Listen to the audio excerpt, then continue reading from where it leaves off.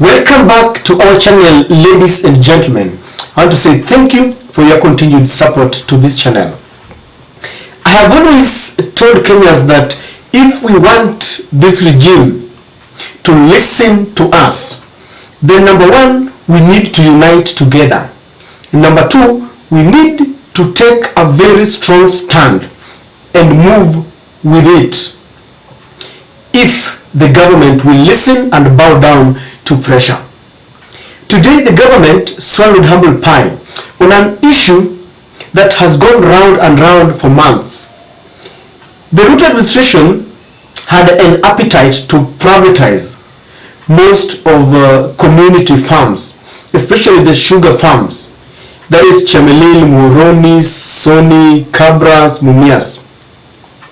And when they brought in this issue, the locals and the farmers and the members of parliaments and the governors refused this move. They tried to bully it in, forcing it down the throat of Kenyans, but Kenyans refused. So they brought in something called public participation, and they got a negative result because Kenyans from those sugar belt, especially from Nyanza and Western, told them that you either don't sell or don't sell. There was only one option: don't sell or don't sell. The reason why the people from the sugar belt refuted, they were reading with a lot of suspicion what was happening, because one of the things that made it very suspicious is that the KK administration wanted to change laws so that they removed the powers from the members of parliament to give the green light before any such companies are privatized. And they wanted to give all the powers to the treasury minister. And so when you empower the cabinet secretary for finance in the treasury, then that is William Ruto. You are giving the president powers because he will be exercising those powers on behalf, or the treasury minister will be exercising those powers on behalf of the president. He will be taking instructions. So today, Deputy President held a meeting with governors. There was a meeting to discuss issues that are very pertinent. And one of the reports that they gave was that they have shelved the idea of privatization. And Gachagua says, let's just see what is reported, that Gachagua bows to pressure on privatization of sugar companies. Let us read together. Deputy President Rigathi Gachagua on Monday, June 5th, proposed a leasing model for struggling state-owned sugar millers that were riddled with debt following pressure from farmers. I want you to get the last word there. Following pressure from farmers. Speaking in a press briefing at his official current residence, the DP noted that the farmers voiced their opinion through public participation that they were not keen on privatization. Now, this is what he said, to quote him verbatim: the Ministry of Agriculture has conceded that through public participation, the farmers in the sugar belt are not very keen on privatization as they prefer leasing model. That was the Deputy President speaking.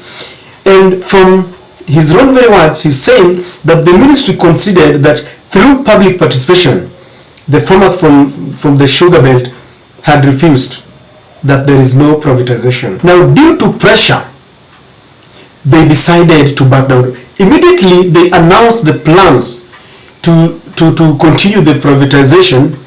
This announcement alone saw 8 cases in court that were opposing this move. 8 of them.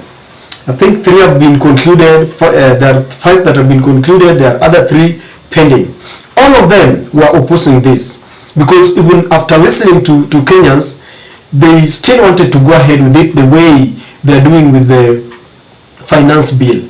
And then the local leaders also defied, including those who are in the Kenya Kwanza, defied orders, and they decided they were not going to support this. I remember one day, Boni Alwell, who is a very strong supporter of William Ruto, went in a function and he said they would not support privatization of Mumias and all these other state-owned companies.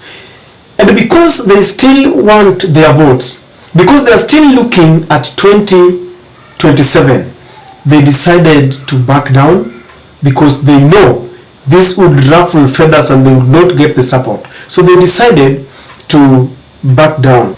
But Kenyans are asking one question. If the KK administration is admitting that through public participation, they listen to Kenyans opposing any move to privatize these state-owned companies, even though they are struggling economically, the Kenyans do not want them to be privatized. Why can't they do the same? Because with the finance bill, Kenyans have opposed it completely. The deputy is speaking from both sides of the mouth. At one end, he's assuring Kenyans that they will not go away with the privatization because they had opposed it. On one end, they want to force the finance bill that Kenyans have actually opposed. And this is why Kenyans are calling upon the government to do the same thing with the finance bill. And Kenyans must learn something from this statement. They must come out and refute any move to force this bill on them. You know, the government does not always want to be defeated. If you see them coming out in the open and telling Kenyans that they have swallowed humble pie, it is a critical intelligence information.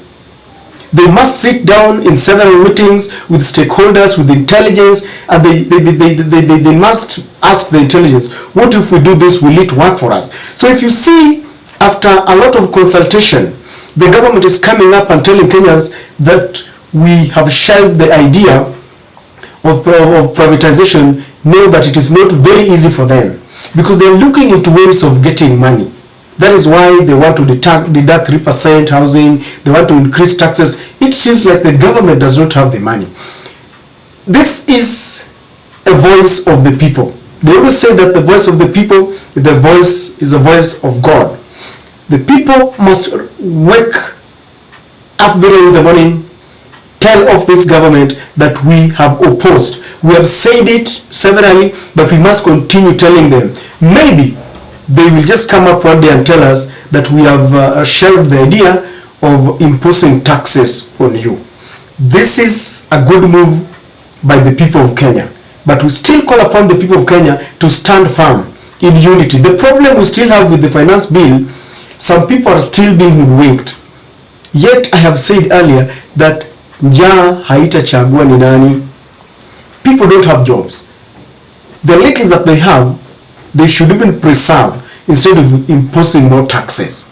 This is the reason why Kenyans are being called upon to stand firm in unity, because if we allow divide and rule to prevail, then we will have nowhere to hide. We must wake up. We must go beyond our tribal affiliation. We must go beyond our political affiliation. We must now rally together, because I've always told you that we only have two tribes in Kenya: the have and the have-nots, the rich and the poor. The poor will always be used to fight among themselves. The rich will always use the poor to fight among themselves, to kill themselves. And I know they are doing this just to show Kenyans that sometimes we also listen to you, so also listen to us in the finance bill. But on this, we're telling the government, sorry. I know they will pass it, but we have also marked them, because I understand that the voting will be public. They will be called upon to say it publicly whether they oppose or propose, support the law. We are waiting to see, because that day the business in the country will be a standstill. We will be watching Kenyans. We will be watching the members of parliament who are supposed to exercise the authority on our behalf. That is my take.